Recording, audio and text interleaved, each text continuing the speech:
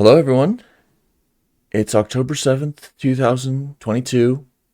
We are in meeting 19 for Cohort 1, and we're discussing Chapter 8. So, there's a bunch of questions and also a lot of things to talk about. Let us just begin with looking at Chapter 8. So, does anybody want to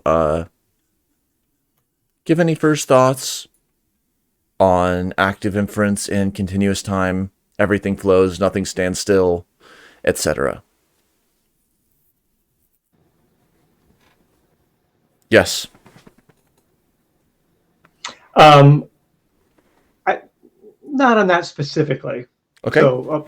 But I will have something to say about this chapter. I worked on this topic um, during my graduate time. So once we get to about 8.3, I'll weigh in. Excellent. Any comments like discrete continuous time? I know this is something we'll touch on again and again.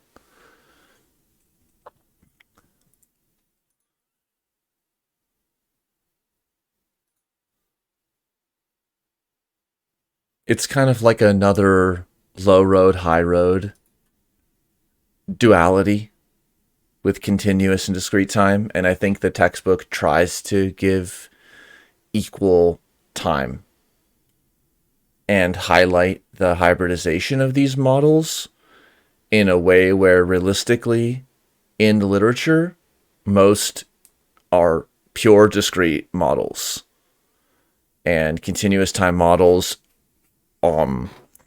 have been almost like domain bound.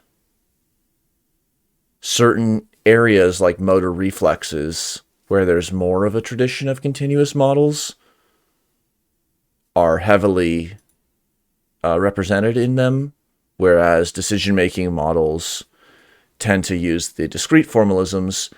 And that difference between the sort of like continuous time, traditionally motor associated, and discrete, categorical, traditionally decision oriented models was addressed in the folk psychology paper and live stream with Ryan Smith et al. Okay. Also, I just started kind of an overview, got up through 8.3 of just understanding and just trying to lay out Chapter 8. So for any chapter, everyone's always welcome to just make summaries and add their own notes. So we can look at the questions, many of which are on the earlier part of the chapter. And so maybe we can look at the earlier part of the chapter more this week, and of course then have later time. Okay, so 8.1. It's a single paragraph. It's a complement to Chapter 7, which was a discrete time approach towards generative model construction. The focus here is on continuous state-space models, which are well suited for physical fluctuations, sensory receptors, and continuous motion of effectors. They start with the case of movement control, 8.2. So let's get familiar with the notation. The states, hidden states, are going to be X. The data, the observables, are going to be Y. And then how states evolve over time depends on a static variable V. So that could be a hidden or slower changing cause or factor in the environment. Then we have the omega terms associated with each of the data and the hidden states change through time. And that variability is like the noise, and this is like the signal or the flow. So it's kind of the Langevin decomposition or Langevin approach towards dynamical systems modeling. One interesting thing to note is first that this is hugely foresaged in SPM. Then also that the data are a function of the states at that time, whereas the equation for the hidden states is a change in hidden states, x dot. Note that action is absent from equation 8.1. This is because action is part of the generative process, not the generative model. Thought that was kind of an interesting question. What does that mean, that action is part of the generative process and not the generative model? Surely action selection is part of the generative model, the cognitive process of policy inference. Active states are part of the particular states. Active states are blanket states. Particular states are the generative model. The generative process is referring to the external states, the hidden states. So is action part of both the generative process and the generative model? Because it kind of sits in between, intermediates? Or is this referring to the consequences? The generative model only deals with those variables directly influenced by states external to a Markov blanket. So is that saying that the generative model is kind of like the complement of the autonomous states, action internal states? Or is this even more extreme? It's only dealing with the variables directly influenced by states external to a Markov blanket. So then it must only deal with sense states, which is like a narrow perceptual control reading. And in that sense, action execution is outside of the generative model, because the generative model is only dealing with observations.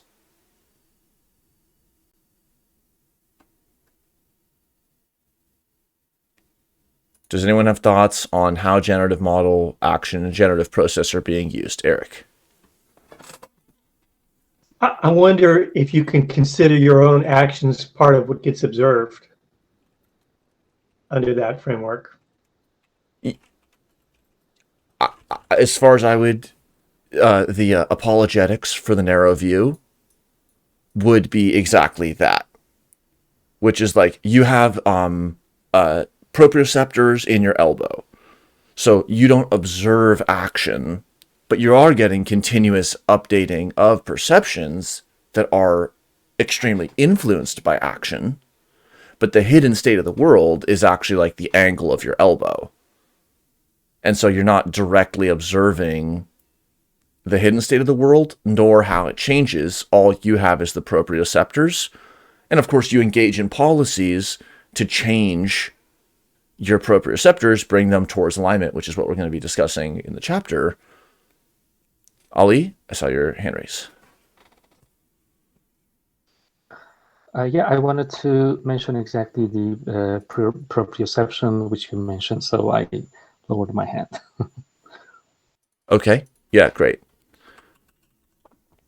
But then could you include the fact that you've got signals going to your muscles, your motor signals and motor neurons firing in there, making your muscles contract?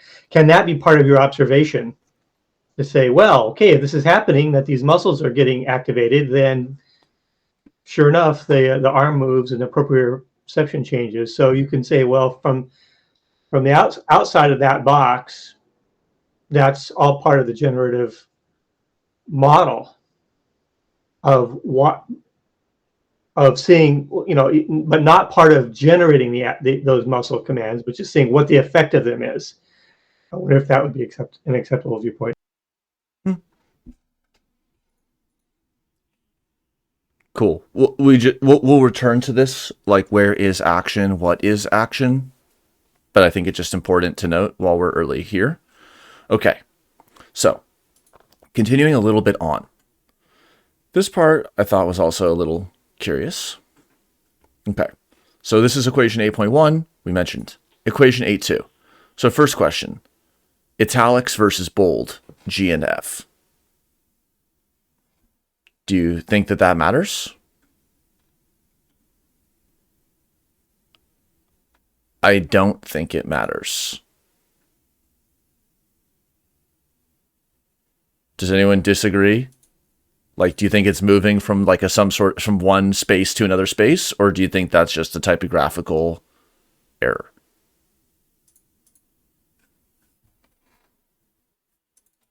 I think it can be considered as an errata. One thing I did notice is that 8.3 and 8.4, the italics they call a generative model, and 8.4 they call a generative process without the italics. Could that be the distinction? Okay, 8.3 and 4? Yeah. Okay.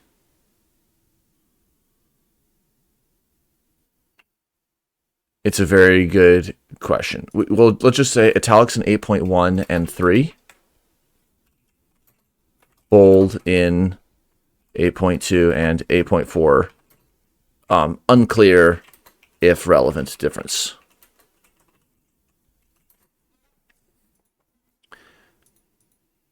Okay.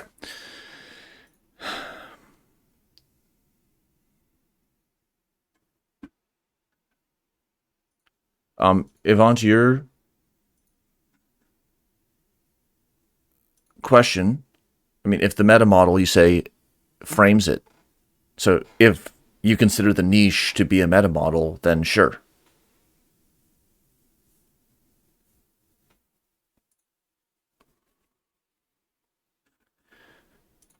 The difference between equation 1 and 2, other than the bolding or not, is that V, the static variables, have been replaced with U, actions.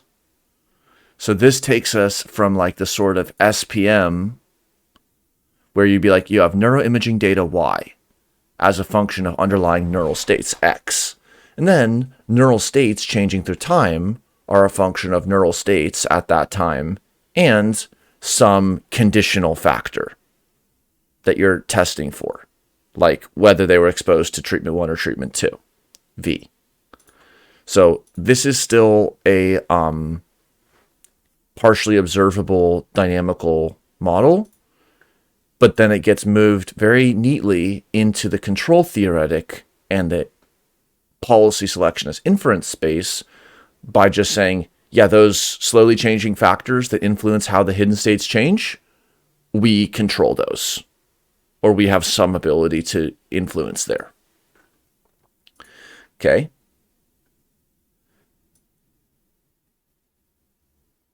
Yeah, so this could be a cue towards the bold difference, which is like the functions G and F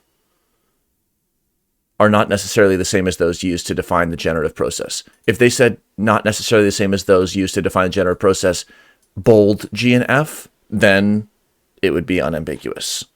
But it's a little ambiguous.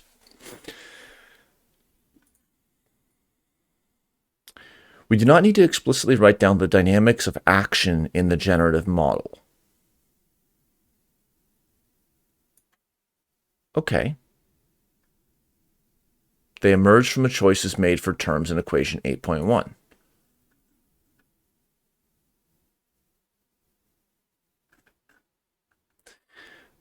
We start with a simple sort of generative model. So, G, which is the function that's generating the data, is going to be X. F, the function of how X changes through time, is a function of X and V, the slower changing causes, and it's a difference between those two. The hidden state represents the expected value for the data, or another way to say that would be equation 3 says that the expected value for the data are the hidden state, but those are the same. And it's a point attractor, or in the Bayesian mechanics, we could say it's mode matching. by attractor, yeah.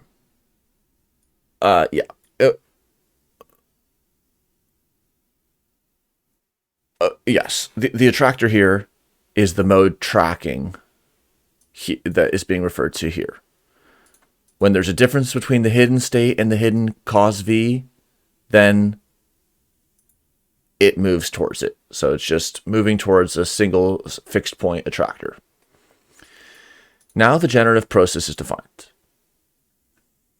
So it looks almost identical, except v's are replaced with u's, and this differential tracker, this kind of PID control motif, is replaced with action. It's an expression of the equilibrium point hypothesis, which treats motor control as enacted by reflex arcs that draw limbs towards equilibrium points set by descending motor signals.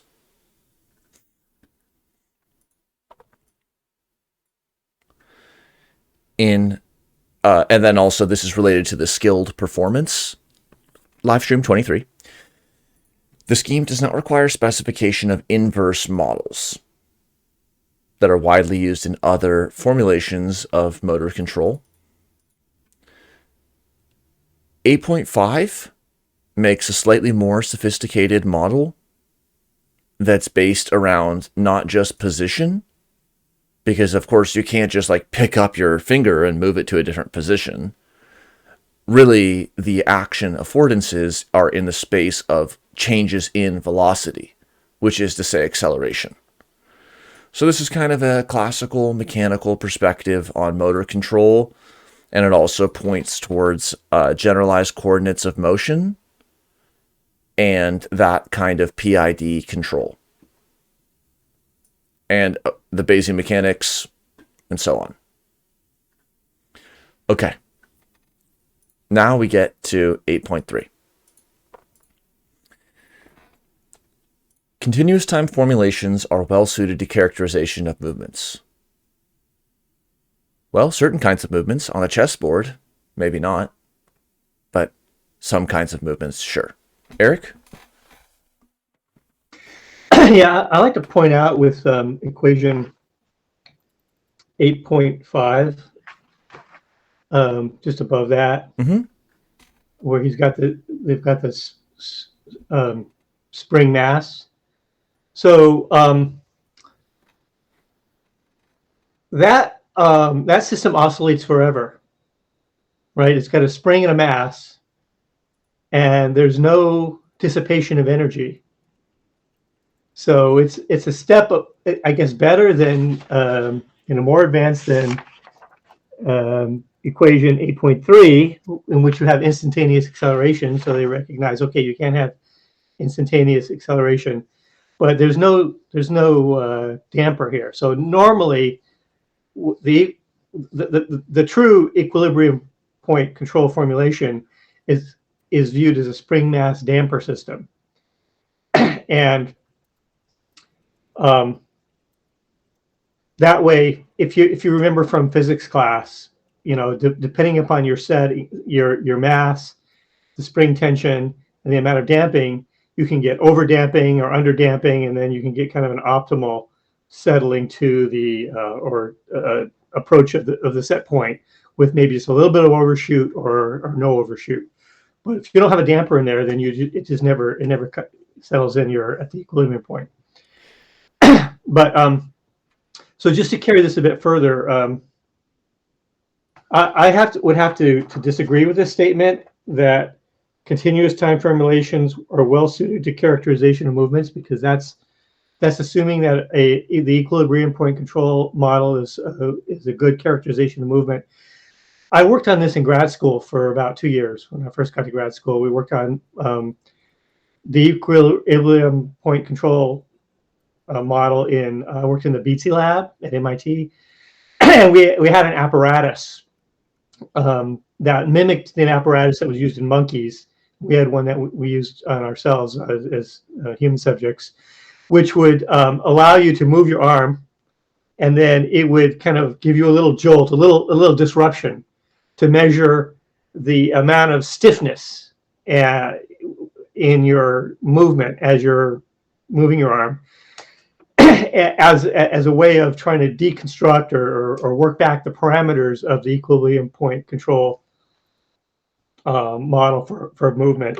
And it's attractive because, as they say in the chapter, well, you don't have to have any very sophisticated knowledge of motor planning or inverse model of your plant, the system, in order to, all you do is you say, well, this is where I want the arm to go, and passively it takes care of itself, perhaps through a feedback loop in the, through the spinal cord, which I guess is what 8.1 has.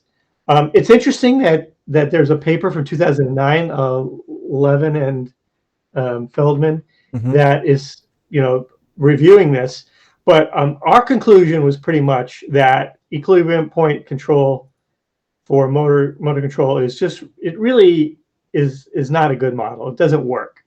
In order to make it work, you have to have play all kinds of shenanigans, like, well, you're not just have a fixed set point, you might overshoot and then you bring your set point back, and you actually have to control the stiffness during movement in order to account for observed data. But still it falls short because many, if not most, human movements or any motor movements are ballistic.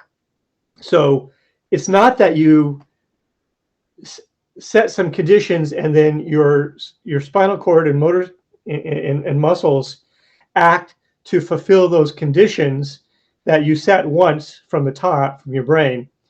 What really happens is your descending signals anticipate a whole trajectory or a whole plan in advance of how we're going to accelerate, and then we're going to have to decelerate. And so it's the motor planning kind of knows what your plant is going to do. It doesn't wait for the plant to do something and then have to respond to that in kind of a passive way at the lower levels. So it's just like, if you play the piano, you're not waiting for your finger to say, am I far enough down on the key? You learn how hard you have to press in, and when you start to the release before anything happens. I mean, our movements are very, very fast, and so there's really no getting around having to model the plant and doing this sort of inverse modeling that they're concerned about in order to account for how any creature really moves, or anything above an insect, and probably an insect too is undoubtedly it's a motor plan. So so I really find that this chapter is really not, I don't think it advances the cause of active inference. It doesn't really, to me, it doesn't really fit with how motor control really has to work, and it doesn't add anything to the theory of it. I mean, it's using an old theory that doesn't work. Thanks for all those points. That's my statement. That's it. That's the tweet. Well, one live stream that other than 49, which has just been like amazing from the physics angle, we're preparing also for 50, which is it's also by Feldman, Barrett, and others, and it's specifically on interoceptive reflexes, so less exploring like the spinal reflex arc and more on the vasopressive interoception, but using those kinds of still classical, very differential equation based equilibria control, and showing that those types of formalisms can recapitulate like allostatic behavior. It's always difficult to know, like, is that a very narrow and fragile range of parameter space? Is this a descriptive model that's making unique predictions? Let's look at figure 8.1, because it's speaking to the generative model, generative process distinction that was mentioned earlier, and it was addressed in a question. How is this representation of the reflex arc similar or different to what was being used in Figure 5? Or in Chapter 5. So in Chapter 5, here was the summary statistic, or summary graphical abstract. There was a lot more focus on this kind of like policy selection and so on, but we did have this kind of a reflex arc. Y, E, and so on. Okay. So now we're in 8.1.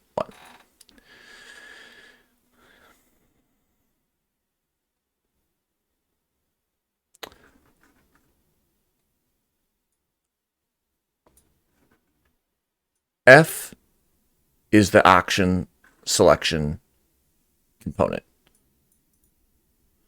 So here is that simple attractor being shown, where it just X is going to be converging to V.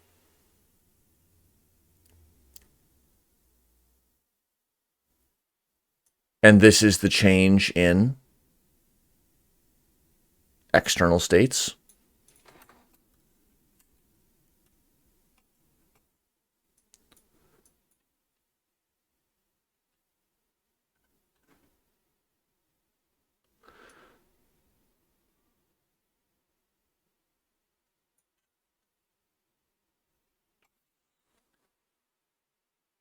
So here we have mu of X in an equation. In the lower one,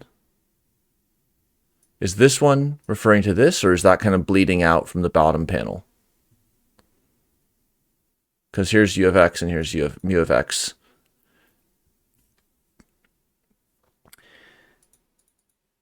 Here it looks like mu of X is a prediction modulator on a differential. So it's like, if the observation is where you want to be, then there shouldn't be any action. But as the observation diverges from where you want to be, you have a precision modulated action.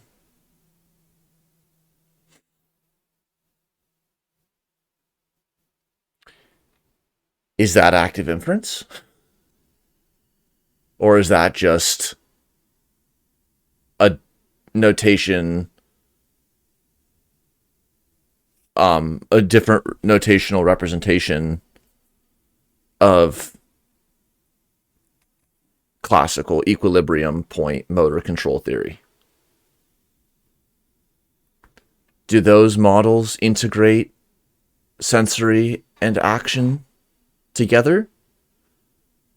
I mean, in one sense, they definitely do.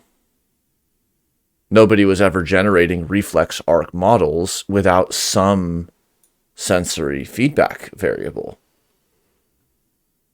So that's an open, important question. How is this didactic with respect to active inference? Now just kind of saying, yeah, one special case of active inference is the traditionally understood and limited equilibrium point model of motor control?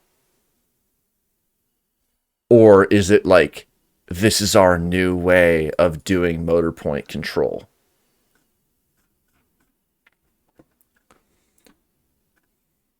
Okay, just kind of continuing on.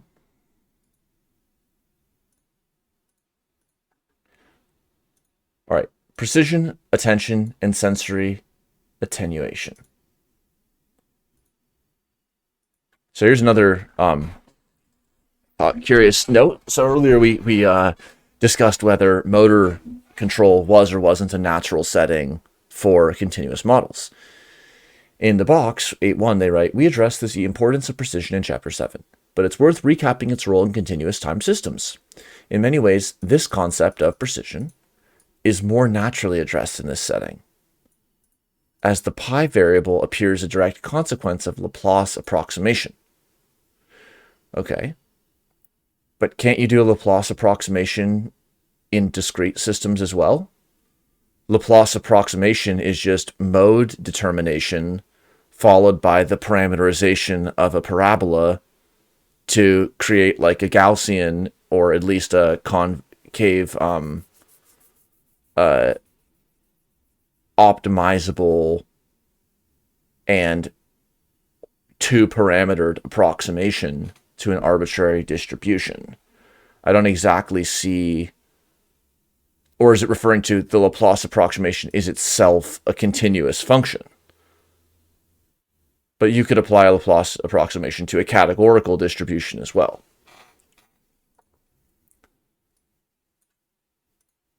So in what ways is precision more naturally addressed in a continuous model? Is it that precision is a continuous variable? Like precision isn't an integer valued variable. So we can just leave that one. Okay, but so we went into 8.3, dynamical systems. We kind of looked at the spinal cord again, but it may or may not just be a sort of like trivialized or didactic representation of extremely traditional representations of motor control. Then box 1, precision attenuation, attention sensory attenuation. All right, now we get into the Lotka-Volterra dynamics. So, what are some formal and qualitative implications of the use of Lotka-Volterra dynamics and Lorentz systems? So I think there's a few interesting angles that us here now, but others just more broadly may be interested in. So one is Lotka-Volterra ties in, of course, with ecology and population ecologies. And so that is also very interesting to consider in terms of like winnerless competitions and neural dynamics. And that is basically the analogy, which is like, just like even if you have a negative edge between the predator and the prey, for any persistent, which is to say oscillatory or manifold attracting population, at some point, like you have to let the prey regrow. So the analogy in neuroscience that's fleshed out in SPM is like, if you have a brain region, even with a unilaterally negative influence on another region, at some point it has to like let off the brake cyclically. So Lotka-Volterra summarizes these kinds of like winnerless dynamics that can give oscillation and time structure, including with like complex dynamics and recurrent dynamics, limit attractors, all these like kinds of dynamical processes can arise from a pretty simple starting point. And here we see manifolds and like limits on the projection, because it's a three-dimensional space, plant, herbivore, carnivore, or that could be the blood oxygenation of three brain regions in SPM. And this is their neural trace or their inferred activities. And so then you can find like manifolds of lower dimensional activity. And then also one kind of related note is the Volterra series. And this is a pretty nice, just technical note, which is Taylor series does expansion of arbitrary functions from a starting point. And the Volterra series is able to include like a window of inputs, also known as the memory effect. And so it's discussed in SPM. It has a continuous time and a discrete time variant. And it is just a kind of kernel estimator that can be used for dynamical processes, input-output dynamical processes with memory. So it's kind of a classic in that area. And I think even in some live stream, maybe 45, I asked Friston about the Lotka-Volterra models and about like why, like where do we move away from them or something like that. But that'd be a good answer to kind of come back to. All right. So now those kinds of lockable dynamics are going to be applied monochromatically as ever to active inference. And that was one question, which is, it didn't finish writing. How is the lockable model being used in the case of handwriting?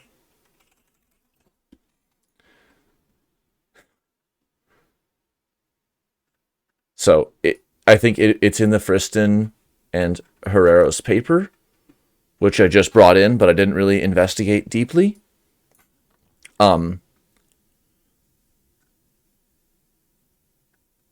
The left, there's two different applications here.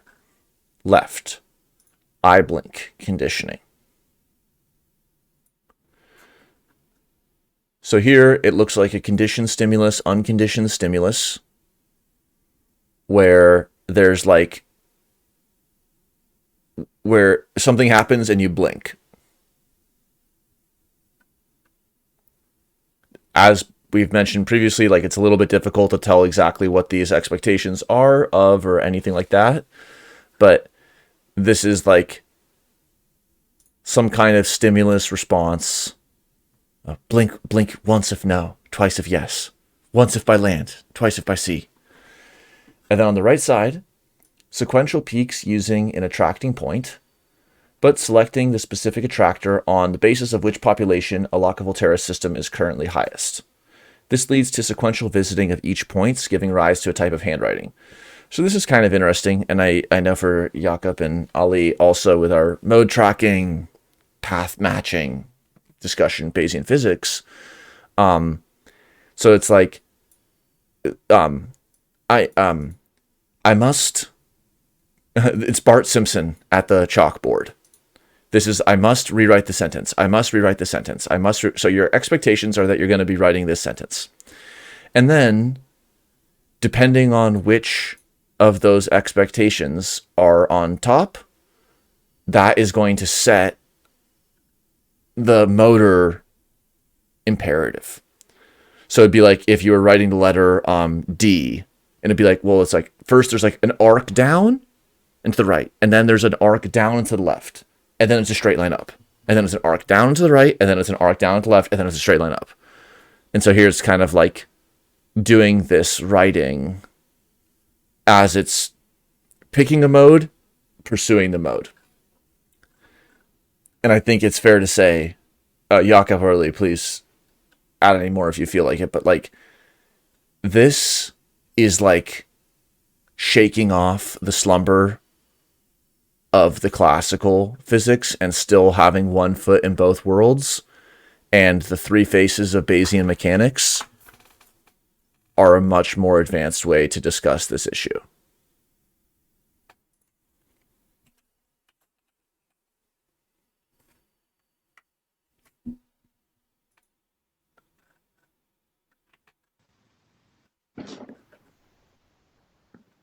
Yeah, Jakob, what do you think?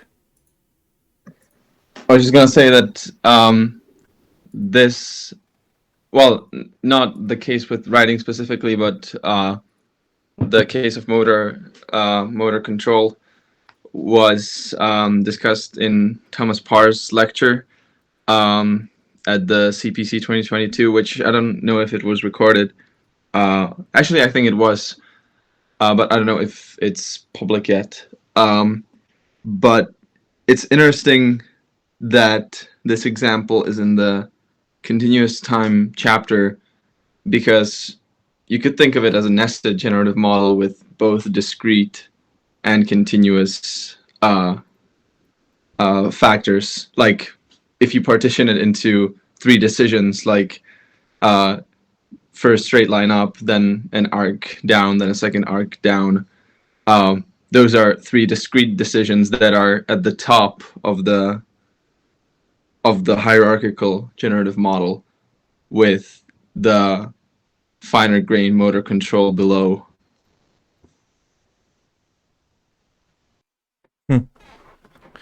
Thanks. Also, just here's that classic three faces figure. Mode tracking. This can be seen as using a log of Volterra pseudo-random number generator to spit out higher level predictions about which mode should be pursued. Then as to the dynamics of how that mode is approached, one can either use the equilibrium point methods discussed in this chapter or the more advanced Bayesian physics methods to describe that in terms of gauge theory and so on. Is that fair to say?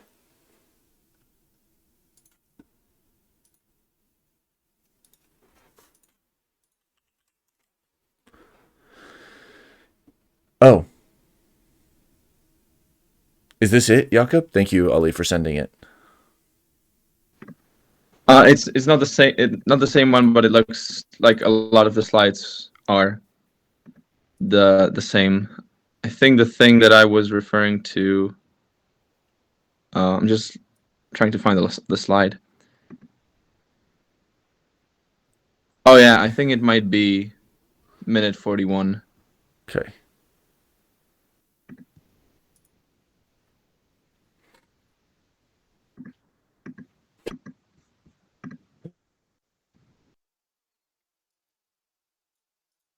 I really can't wait till there's some open source webcam software to do eye saccade analysis and pupil diameter. I don't think it would be that intractable. Maybe you'd have to be kind of close, or you'd have to use a 4K camera or something. But is there any software like that available? I've never come across it. Just like move the mouse to where I'm looking and then click when I blink twice. Isn't that kind of like that exists? That does exist, but but what is it called, or where is it being used? Well, I know it's being used for people with physical impairments who can't control the computer. Yeah. Otherwise. Yes. I haven't seen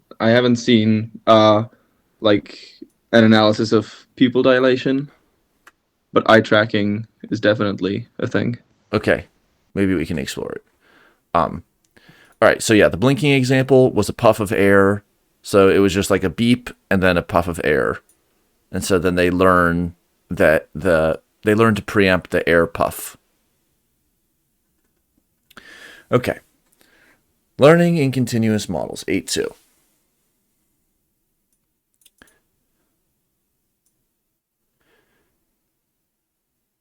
Continuous time domain, accumulating evidence. This works if we treat data in a series of small time intervals.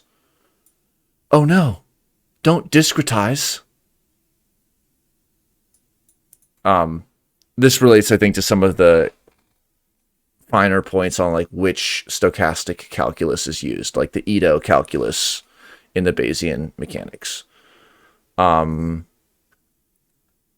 won't go into it unless anybody really wants to say more, but this looks like important just to learn about the integrals and the gradients. Okay, POMDP has largely superseded the use of the generalized lockable terrace systems in active inference applications. And that was kind of, I think, related to asking Friston about why things moved away from the lockable terra formulations. Lorenz system, also explored in stochastic chaos Markov blankets, livestream 32.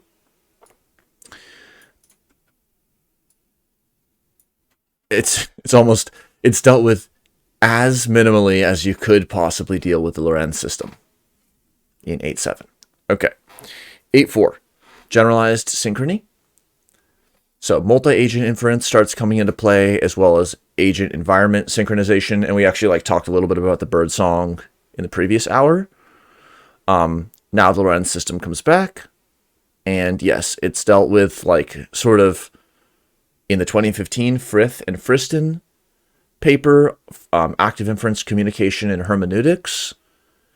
And that's where the synchronization manifold is kind of displayed. And then more recently in livestream 32 is And this one has a .3. I think this might be the only .3 as of this point. I think Connor Hines could only come at a later date, yeah. So these are good discussions on the Lorenz attractor coupled Lorenz systems. This is kind of very similar, if not identical, to the Birdsong synchronization manifold in Frist and Frith 2015. Birds, birds, birds. Bird synchronization isn't real. Then hybrid discrete models. Hybrid mixed models, not that kind of mixed model, allow inferences about sequential action plans and translations of those decisions into movements through a continuous model. So in that respect, it's extremely linked to Livestream 46. Active inference models do not contradict folk psychology, which is all about that continuous time motor active inference, discrete state space decision active inference, MAI and DAI, and using those motor and decision active inference models. While lower level model in the dashed box is the same form as the other models, in other words, it's continuous because we have V instead of pi for the causal factors, and F instead of B, and G instead of A. And eta instead of G. Is it?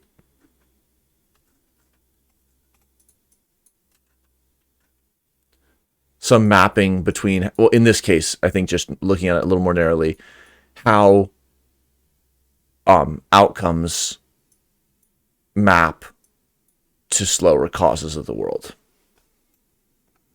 So here, this is a discrete model up top with a G. Oh yeah, that was one errata that we found. Free floating G. Can't live with it, can't live without it. But it should be connected to the pi, of course. There's a discrete time model on top, and then it is kind of cascading its outcomes down to these continuous time models. So one could think about this, like the Locke of Volterra handwriting example, kind of could, it's not the exact structure of this, but it's related. Okay. This is something I know Jakob has thought about, how discrete and continuous models interface. Because we've talked about how like the temperature could be continuous and the thermometer could be continuous, but then the internal generative model could be like, is it hot or not? So the question of how to move from generative models within and between different parts of the model, where are what kinds of transitions between continuous and discrete state spaces possible? Okay, here's a continuous isochate ocular motor paradigm where the continuous lines are still confusing, but at least they are justified. 8.3. Combining categorical and continuous generative models outside of active inference has primarily been framed through the lens of clustering. The aim is to assign data points into a discrete cluster. I wasn't exactly sure about that. I think clustering is one discretization. Clustering and thresholding is one discretization approach that's been used. Also, just binning seems like a simpler method. How do you take a continuous distribution of 1 through 10 and make it categorical? You just bin it 1 through 10. Or you could cluster and do thresholds, so then you could have cluster 1 with 9.7 to 9.9 and then 9.7 to 9.5. And then 8.6. There's a big table. Here's the songbirds. This author, Isomura, I believe, is the one who will join for 51 in November. And I think that'll be like our last, probably one of our last paper streams for the year. We have just this last discussion with Dalton next week, and then interoception, and then the canonical neural networks perform active inference papers. But Isomura has worked with Parr and Frist and others. Oculomotor, reflex, eye pursuit, psychosis, illusion, saccade, action, observation, attention, hybrid, and self-organization models.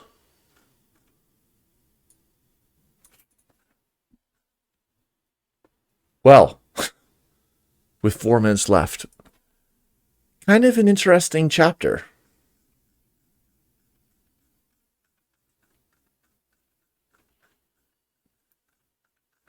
But I can only know it how I'm seeing it, and I have serious questions about what it does in the book. Eric? One thing I was puzzled by, maybe you guys can help me out with on the bird song example, is were they implying that bird starts singing, another bird picks it up, synchronizes using these dynamics, and the proof of that is this other bird will just step in and take over, and the first bird can stop.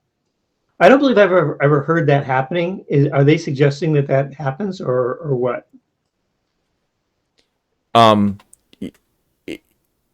Okay, I agree. Like, whether it's a improv, whether this is a bird improv conversation, in this case, they're singing from the same hymn sheet.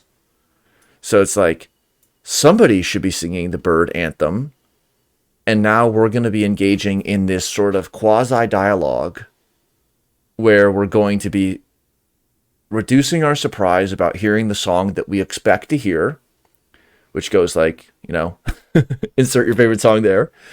And then the phenomena that gets highlighted is the way in which one bird is singing, and then as it's singing, its precision starts to drift, and then it stops singing, and then the other bird finds itself picking up at the same point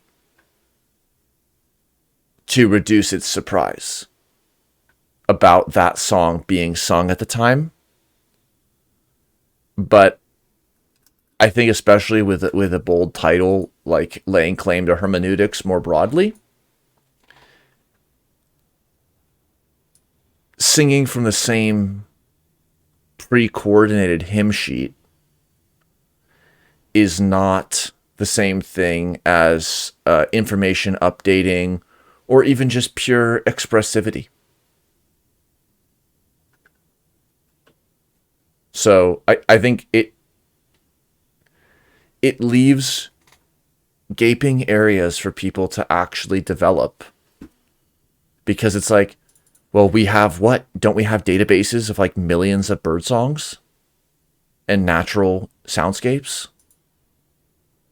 So like, we need some bird watching active inference practitioners who want to actually develop the bird song motif, because otherwise it is too easy and ironically becomes singing from the same hymn sheet. Oh, well, hermeneutics has been addressed in 2015. Synchronization manifold, 2015. Whereas this is like a very fringe case of communication that is based upon,